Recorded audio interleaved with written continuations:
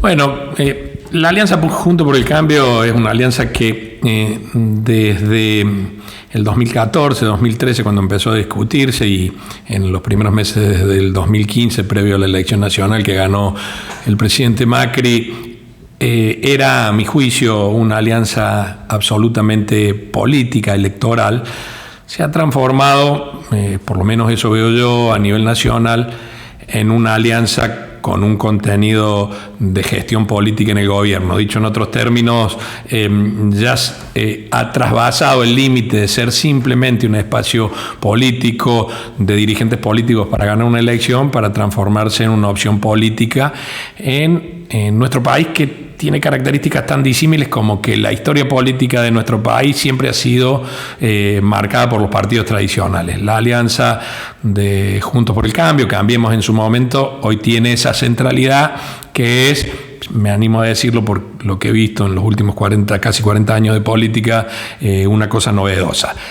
Dicho eso, lo que se ve también es más que la centralidad del PRO, el giro en torno a las figuras nacionales del PRO, en su momento el expresidente Macri, hoy nueva referencia de dirigentes como Horacio Rodríguez Larreta, el jefe de gobierno, como Patricia Bullrich, la ex ministra de Seguridad, presidenta en este caso del partido, pero con un balance de poder que es distinto a aquella alianza originaria entre la referencia de Elisa Carrió y Ernesto Sáenz en nombre del radicalismo, cuando aquello se armó. Hoy, figuras probablemente como Gerardo Morales del radicalismo, como Martín Lustó del radicalismo, la misma Elisa Carrió, la inclusión de un peronismo que trata de, a través de Miguel Pichetto, interactuar y articular con la fuerza política o con la alianza política, hacen que tenga una matriz un poco más, o un escenario político un poco más democratizado que lo que era en su momento, sin cargar tinta a esto y sin decir que nadie o ninguna de esas fuerzas haya avasallado, teniendo en cuenta a su vez también que el PRO en esa alianza política ha sido el partido y sigue siendo el partido más noble, el partido más nuevo. El resto de las agrupaciones en mayor o menor tiempo, el radicalismo con muchísimos años, centenario, la coalición cívica menos, pero partidos más estructurados. Veo de cara hacia el 2023 lo que vemos siempre en política, que a mucha gente le incomoda, pero los que hemos actuado siempre y hemos estado participando en política, son reglas de juego que están establecidas, que son la disputa previa en los armados preelectorales. Una disputa que, no trasvasa los límites naturales de la política, agrupamiento de determinadas personas o de determinadas ideas. Y sí me parece que lo que va a pasar en el 23, con la primaria abierta y obligatoria, es una selección natural del espacio de Juntos por el Cambio para seleccionar a nivel nacional, valga la redundancia, el candidato a presidente y vice, la fórmula que va a encabezar la alianza. Obviamente ya lo vimos ahora en el 21 y seguramente se repetirá no solamente en el distrito Córdoba, sino en los demás distritos. También probablemente, no debe ser necesariamente así, pero probablemente una disputa en los cargos electivos, en los cargos de diputados y senadores nacionales donde corresponda. Me parece que esa es la síntesis. Obviamente nosotros trabajamos en el PRO y especulamos o patrocinamos, sería mejor la palabra, la posibilidad que uno de los miembros del PRO sea el candidato a presidente, y en función de eso seguramente trabajaremos en el 2023. Sí, el PRO discute la territorialidad, obviamente reconoce sus límites, yo lo veo desde adentro. El desarrollo territorial más importante que tiene la alianza en Córdoba lo tiene el radicalismo, que tiene una historia centenaria de dirigentes en todo el territorio provincial, pero el PRO discute como fuerza política integrante de la alianza esa territorialidad y tiene referencias políticas en todos los departamentos de la provincia, obviamente también en la capital. Esto hace que de cara a lo que viene, en función de experiencias pasadas, fundamentalmente la experiencia del 2019, donde recordarán todos, la alianza política a último momento se quebró y el radicalismo fue por su cuenta con Ramón Mestre como candidato, y la alianza entre el PRO, el remanente radicalismo, la coalición cívica, el Frente Cívico de Luis Juez, fueron usando el sello de Cambiemos, y esto fue una elección sesgada hacia un triunfo histórico del peronismo, de Unión por Córdoba, con el gobernador Schiaretti a la cabeza. Entiendo que esa elección, más lo que pasó en el 2021, recientemente, donde, distinto a la situación provincial donde no existen primarias abiertas, en la posibilidad de elegir candidatos a nivel nacional, diputados y senadores, donde existe un mecanismo de selección previo, y que, como se anticipaba o se creía anticipar, podía ser pernicioso, todo lo contrario. Los mecanismos de selección, como fue la PASO del 2021 en el espacio para llevar los candidatos ganadores de la PASO, sirvió para marcar una línea, un recorrido dentro de la alianza en Córdoba, y marcar claramente ganadores y perdedores, no con el sesgo de los perdedores son descartables, los ganadores son los dueños, todo lo contrario. La política interna de la coalición es dinámica, también lo es en Córdoba, pero permitió marcar un rumbo. ¿Qué creo, Santiago, y qué puedo transferir de lo que veo desde la mesa ejecutiva del PRO? A mí me toca, junto a 4 miembros más, ser la conducción ejecutiva del partido en mi cargo de tesorero. Y bueno, vemos el recorrido diario de cómo el partido ensambla o trabaja en el ensamble o en el armado de la alianza política con los otros miembros de la coalición. Lo que veo, y lo que es importante destacar, es que todo indicaría, esto se va a ver en los próximos 30 o 60 días, se va a dar a la luz, presumo que así va a ser, que la alianza va a suplir el hecho de no tener una PASO, dictando un reglamento interno para un proceso interno de cara al 2023. Para que se entienda lo que digo y hablarlo de otra forma, la alianza va a dictar un reglamento con reglas de juego claras para que todos los que aspiren a ser candidatos a gobernador, que hoy hay varios nombres en danza, o aquellos que aspiren a integrar las listas legislativas, como vos me preguntabas recién, tengan la oportunidad, en caso de que no se dé un acuerdo político de todas las partes y se pueda consensuar una lista única, tener lo que no hubo en el 2019, y que, producto de que la Constitución cordobesa no lo prevé, no tener un mecanismo oficial, orgánico, para resolver la compulsa interna de los partidos, hacerlo por propia voluntad o por voluntad de la alianza. Creo que ese es el dato más destacable. Me parece que vamos encaminados con el resto de las fuerzas políticas a esto, y bueno, allí después vendrán definiciones, que es la parte que quizás más interese de candidatos. Sabemos claramente que Luis Juez, el doctor Juez, está manifestando su candidatura a gobernador. Entiendo que la Unión Cívica Radical va a presentar, en alguna de sus diversas variantes, va a presentar, más allá de la posibilidad de cerrar acuerdos internos con el resto de las fuerzas políticas, va a presentar candidatos. Y en el caso del PRO, hoy en el seno partidario se manifiestan con distinta intensidad, pero con vocación, no menos de 4 dirigentes que dicen aspirar a ser precandidatos para resolver y dirimir en una posible interna o en un acuerdo político la candidatura a gobernador. Ellos son, por un lado, el hoy diputado nacional, exministro de Turismo Gustavo Santos, el intendente Marco Juárez Pedro de la Rosa, por otro lado, el actual presidente del partido, Javier Preto, y por último la diputada nacional, ex senadora nacional Laura Rodríguez Machado, que le han hecho saber, no solamente a las autoridades del partido, sino a los distintos referentes partidarios, que pretenden ocupar ese lugar. Obviamente cada uno valorará su oportunidad, su tiempo, su fortaleza y sus posibilidades, pero es legítimo en toda fuerza política. No hablo por respeto interno de las otras fuerzas, conté solamente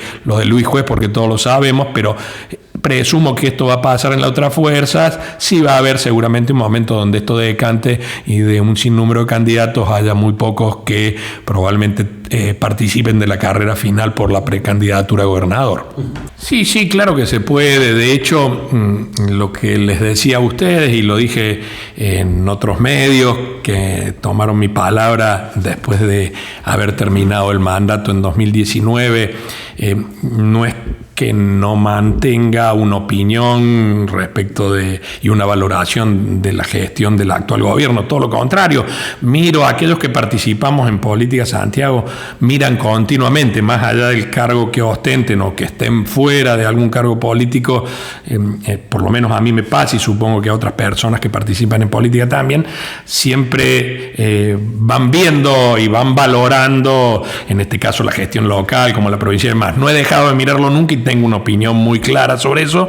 Lo que te decía hace un año y decía en otros medios era que me parecía prudencial y respetuoso en función de un gobierno que recién arrancaba. A mí me tocó arrancar en el 2007 con características totalmente distintas a la que le tocó al intendente Ibarra en el 2019-20, pero también es cierto, y lo decíamos hace un año en la radio, que esto no es un justificativo respecto de cómo está hoy o cómo estuvo o cómo estará la gestión actual del gobierno local, pero la pandemia también cambió muchas reglas de juego y lo llevó al gobierno local, también al provincial y nacional, por un sendero que no estaba ni programado en la agenda política.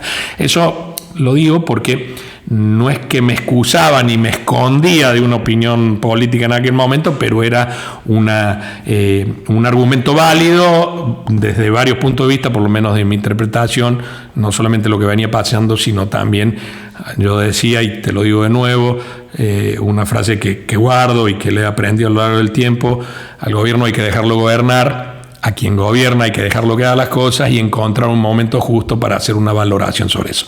Hoy los tiempos son distintos. Hoy el gobierno municipal está recorriendo la última parte de su mandato. Después se verá, esta es otra discusión y lo charlaremos en otro momento, si va por más, si van por más los mismos dirigentes, si hay una renovación o no, pero hablo concretamente de este mandato, que es el que le va a vencer en el 2023. En esa lógica, uno puede empezar a hacer un análisis de cómo es la gestión.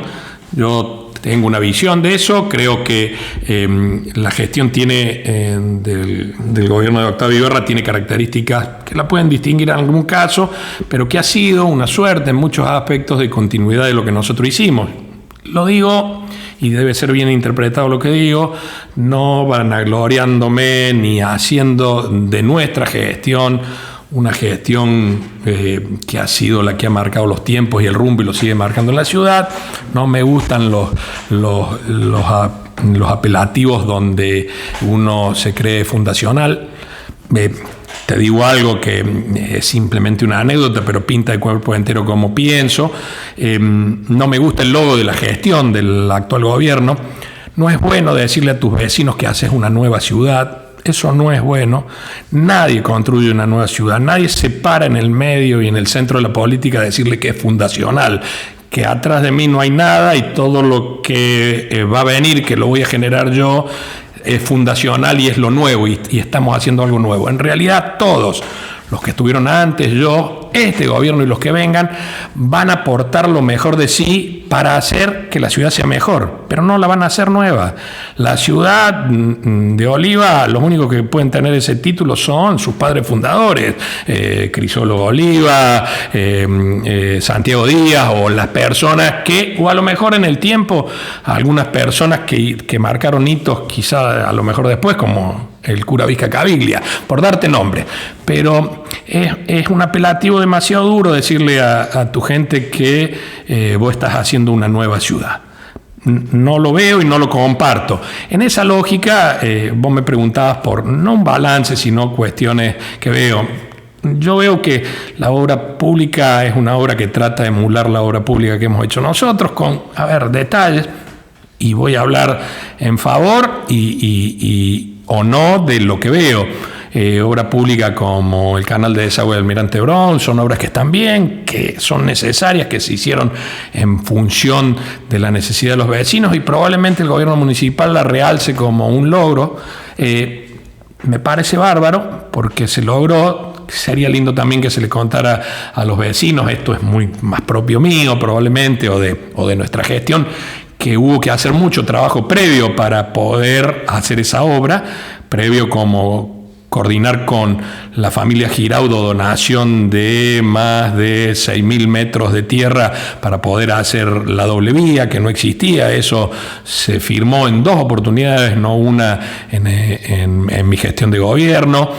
Hoy ya no son los dueños, la familia Giraudo, hoy es dueño la familia Berardo, que por suerte está desarrollando un complejo muy interesante que va a ampliar a la ciudad, pero eso se hizo.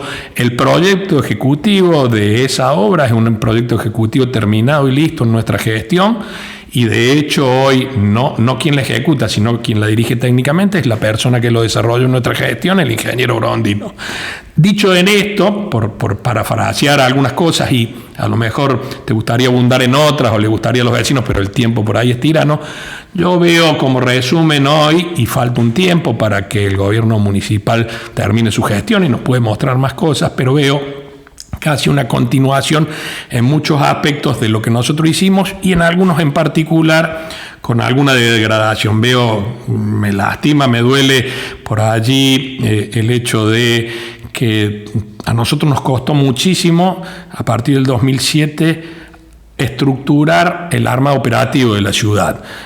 Yo siempre cuento, quizás con obsesión, que nos tocó comprar 8 palas cargadores, 15 camiones, nos tocó remodelar a cero el corralo municipal. Y hoy veo que, por decir algo, porque es mucho más larga la lista, y hoy veo que está un poco degradado, probablemente operativamente funcione, pero no se atienden los recursos de este tipo de la municipalidad como se deberían atender, a mi juicio, y al juicio de lo que ha sido nuestra gestión, y esas cosas duelen. También comparto, porque en esto uno tiene que tener altura y decir que tiene cosas buenas. La gestión ha sido muy controversial, por ejemplo, la obra pública de la avenida Olmos, pero yo le he planteado a quien me ha querido escuchar que obviamente cambia un sesgo cultural. Hoy hay mucha crítica porque no se puede estacionar y demás, pero a mí me parece bien. Las ciudades, yo personalmente lo patrocino y le digo a quien escuche que es bueno, es una obra que embellece la ciudad y le da una cara de perspectiva de futuro.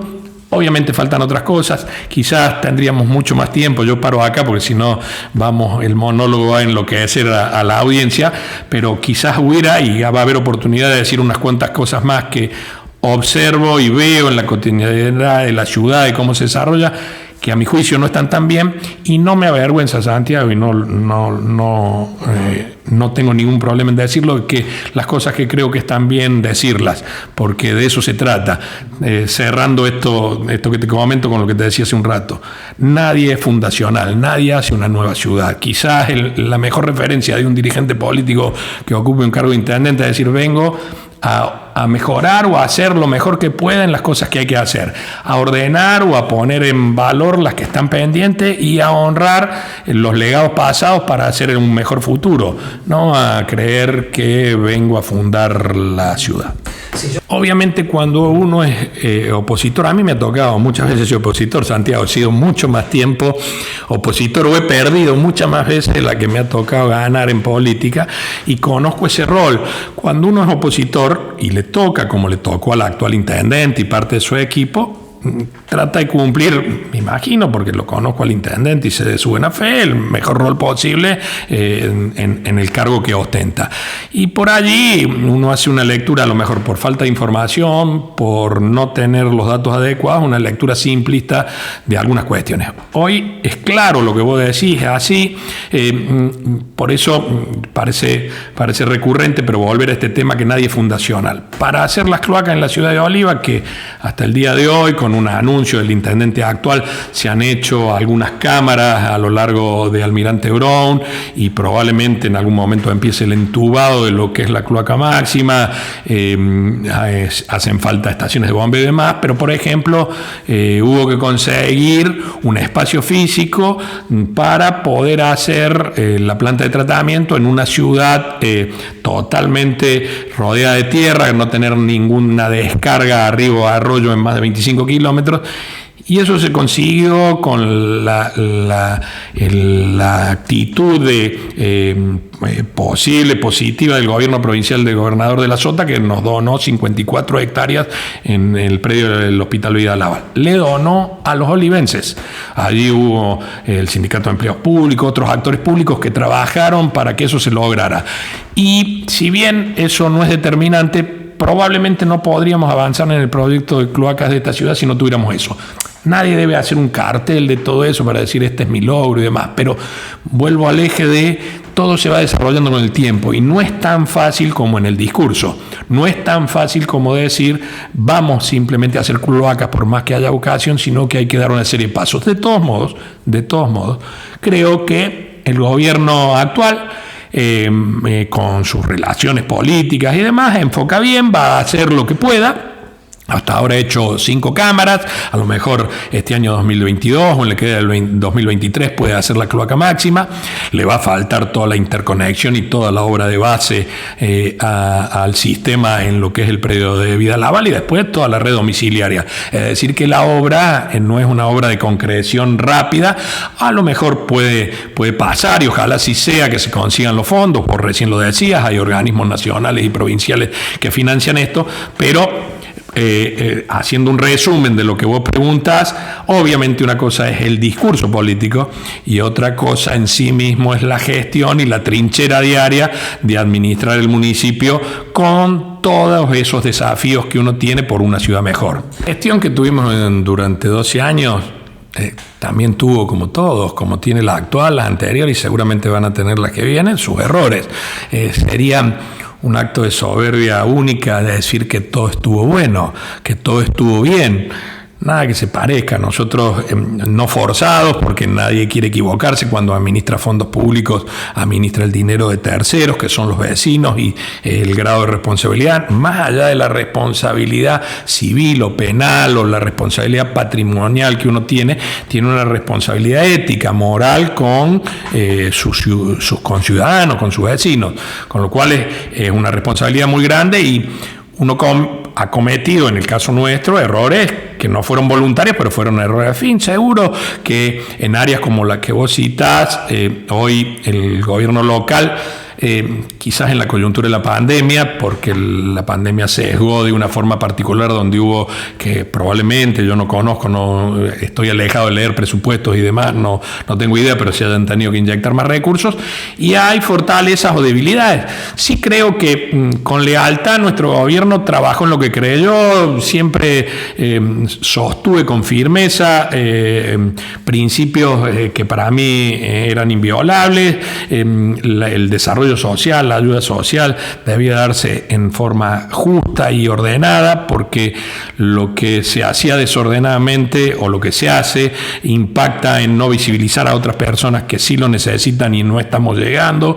Pero yo personalmente siempre he sido cultor de y creer en el esfuerzo, en el trabajo, en la posibilidad de que las personas se desarrollen a través del esfuerzo personal. A lo mejor a la vista de nuestros vecinos eso era una falla, un error. La verdad es que no me arrepiento de cómo lo hicimos, pero probablemente lo podríamos haber hecho mejor. Pero este es un tema y se le puede reconocer a los funcionarios actuales su actividad, su desarrollo y demás, mérito de la gestión. Para eso están los funcionarios, para mostrar sus cualidades y para hacer lo mejor posible. Pero esa, en nuestro análisis, no es, puede ser uno más, pero no es alguno de los errores más importantes que cometimos. Nosotros sí cometimos errores no forzados, pero errores al fin que fueron más caros a la ciudad de Oliva. Yo cito siempre uno que fue muy controversial, que fue la no radicación de la cárcel federal en la ciudad. Y la verdad es que yo personalmente, cuando uno lo analiza desapasionadamente, no está en el momento, en el fragor de la circunstancia, yo personalmente me doy cuenta que cometí errores involuntarios, pero errores al fin que terminaron imposibilitando que esa gran inversión y esa generación de muchas fuentes de trabajo se diera en la ciudad. Errores que, si me tocara de nuevo, no volvería a cometer, porque la experiencia enseña, o creo que no volvería a cometer, pero que en su momento fueron no forzados en el sentido de, o no deseados, porque nadie los programaba de esa forma, pero se dieron de esa forma. Cuento eso por contarte una. Seguramente vos, muchos vecinos que nos vean, y nuestro propio equipo en aquel momento, yo mismo puedo hacer una lista más larga de un sinnúmero de errores cometidos. Realmente lo que les voy a contar no tiene ninguna definición porque falta tiempo, pero claro y aparte lo sabes vos y seguramente lo saben los vecinos que lo van a ver. Si hay algo que siempre he hecho y me ha caracterizado y lo hemos tratado de inculcar en el grupo de trabajo es no correrse de las preguntas centrales. Lo hemos hecho con vos toda la vida, cada vez que nos hemos sentado a charlar es con una agenda abierta y preguntar de todo. Se puede responder de todo. Primero, nuestra relación con las otras fuerzas políticas, el espacio que hoy representa el PRO en Oliva, con sus autoridades, su mesa política local. Lo respondo, después respondo un segundo por mi relación personal con Carlos Actis Pozo. En el espacio político es un espacio movimentista, de alianzas políticas. Tuvo un sesgo político muy fuerte que se marcó a través de mi candidatura en el 2007 y de ahí en adelante las sucesivas intendencias, con lo cual había, no sé si la palabra justa es un liderazgo, pero había una decisión política de ir en un sentido, pero sí está claro, hoy más que nunca, que la vocación es agrupar. La vocación del espacio no es cerrarse en sí mismo o usar el sello del espacio político para sí y en su propio provecho político, sino incluir a la mayor cantidad de actores. Y lo digo no solamente porque lo pienso y hay que ir a la conformación de una alianza política o hay que intentar ir a la conformación de una alianza política local, sino porque la historia política de esta ciudad genera esas posibilidades. Oliva es distinta en muchos aspectos de las ciudades que nos circundan, las ciudades tipo parecidas en cantidad de habitantes. En muchos de los lugares que conocemos similares a Oliva, el bipartidismo tradicional es fuerte. Esta ciudad tiene una cultura política totalmente distinta, por lo menos de la vuelta de la democracia en adelante.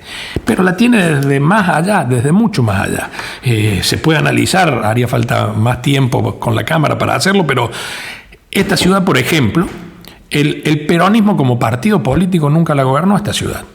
Sí, Unión por Córdoba en el 2003 ganó una elección con el intendente Tito Biglioco, pero todos saben, los que conocen de política, que la extracción política del intendente no era del peronismo, sino de una fuerza aliada, en ese momento, más allá de los nombres, el Partido Demócrata, como fuera. Pero la historia política de esta ciudad le da un lugar preponderante a tercera fuerza. El radicalismo volvió con el intendente Octavio Ibarra a gobernar después de 32 años. En ese lapso gobernaron sucesivamente fuerzas políticas bien definidas, porque Daniel Lugatti, que fue 3 veces intendente de esta ciudad, lo hizo por el Partido Demócrata, la UCD o el sello político que él representaba, pero a toda luz era una fuerza absolutamente minoritaria en la ciudad y los vecinos de Oliva lo consagraron.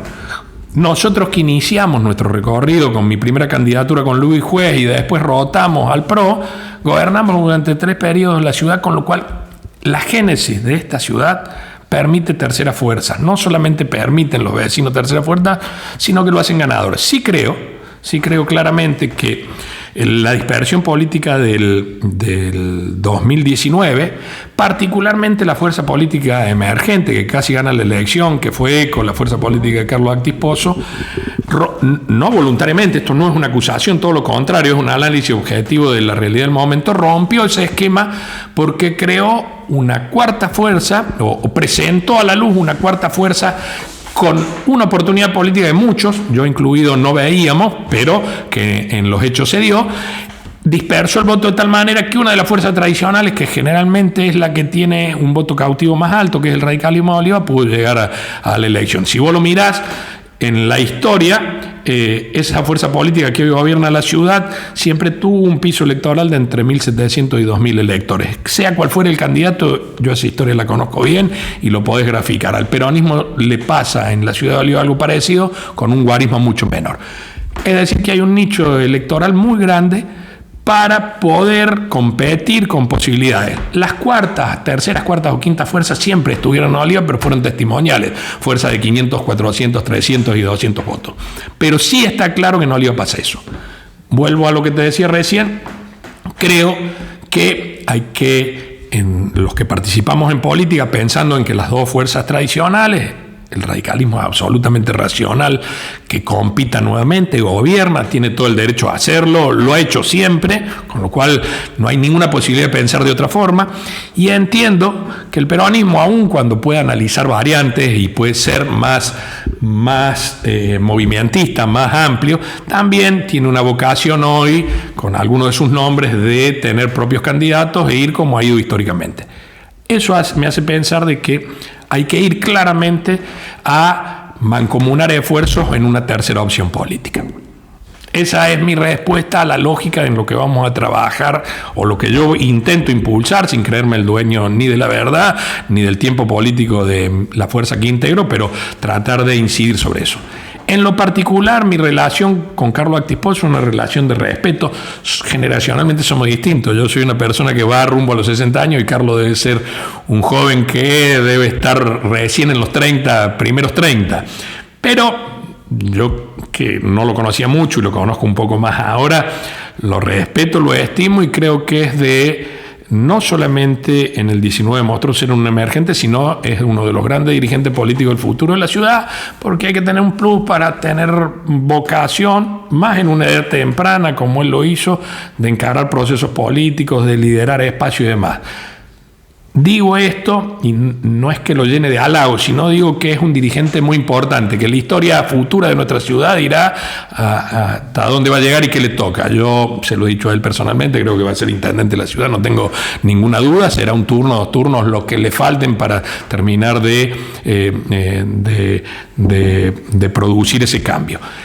En lo personal, y lo lógico después de hacerte este comentario es, nosotros no hemos hablado, se lo confirmo a quien lo quiere escuchar, no hemos hablado en este tiempo de trabajar juntos ni hacer algo juntos, pero no es para nada descartable, pero tampoco hay que ponerle un sesgo como decir que esto va a suceder. No hay nadie que esté trabajando formalmente, ni en el armado de equipos técnicos, ni en la alianza política, ni en la definición de candidatos, ni nada que se le parezca. Sí creo que hay tiempo, contrario a lo que probablemente muchos piensan. De hecho, varios me dicen cuando hablamos de política que hay que acelerar los tiempos. Yo considero que hay tiempo todavía. Y como he participado toda la vida en política, desde los 20 años hasta hoy, hace casi 40 años, la política me ha enseñado muchas cosas, considero buenas y he aprendido en mi vida política. Quien participa en política nunca dice nunca a un desafío político. Dicho en otros términos, mi perspectiva de hoy no es hoy no estoy analizando la posibilidad de volver a ser candidato a intendente de Oliva. Hoy no la analizo. Considero que ha sido fructífero en muchos aspectos, ha tenido errores como todos, pero que los 12 años de la gestión de gobierno han sido suficientes, no solamente para mí, sino para mis vecinos también. Pero no descarto la posibilidad de que si se da un momento político distinto al de hoy o como lo veo hoy día, a lo mejor me toque serlo de nuevo. No es mi objetivo hoy. Yo trabajo, como vos lo decías, para dar la última respuesta en un partido político provincial. Integro la mesa ejecutiva. En el 2019 pretendí ser legislador provincial. Estaban todas las condiciones dadas, pero se dio una situación impropia, externa, que nadie valoraba, que era que la alianza se quebrara. Y no solamente yo, sino muchos dirigentes que tenían la oportunidad de estar no estuvieron. Trabajo de nuevo para que en el 2023 pueda recrear, pueda rehacer esa oportunidad. Es un trabajo silencioso, se hace continuamente, que está basado no solamente en la inserción en un partido político, sino en las relaciones y demás. Es incierto, no lo sé. Hay un solo dato que para cerrar lo que estamos charlando, que marcan los tiempos. Vos lo dijiste y yo lo reafirmo. Salvo alguna cuestión en contrario, todo indica que la elección provincial va a ser en abril-mayo del 2023. Lo insinúa continuamente el gobierno provincial. Para quienes nos escuchan entiendan, el gobernador tiene la lapicera para definir el día y la hora de la elección. Y todo indica que lo va a hacer muy separado, más que de las elecciones municipales, seguramente le importan todas, pero particularmente la de la capital cordobesa. Al gobierno y al gobernador le importan mucho las elecciones nacionales. Y mientras más se pueda separar de ese otro peronismo que encarna el kirchnerismo y pueda mostrar la antípoda de eso, el gobierno provincial lo va a hacer, y una de las mejores formas es separar las fechas electorales. No va a ir más allá del mes de abril-mayo, casi seguramente. Puede pasar algo distinto, pero no, todo indica que va a ser así. Y la elección de Oliva a partir de la Carta Orgánica tiene fecha, día y casi hora, o no día y hora, pero tiene fecha establecida. Es el mes de septiembre de 2023. Con la connotación de que va a haber un candidato a viceintendente. Hoy vamos por primera vez a ir a una elección con fórmulas. No se va a ir con un supercandidato o mal candidato o candidato. Se va a ir con varias caras, fundamentalmente dos, el candidato intendente y el candidato viceintendente. Eso fortalece la posición política de una alianza. Y como las fechas están tan separadas, se puede, desde lo político, analizar que resuelta una fecha que es mayo, la provincial, ponerse a mirar la fecha municipal.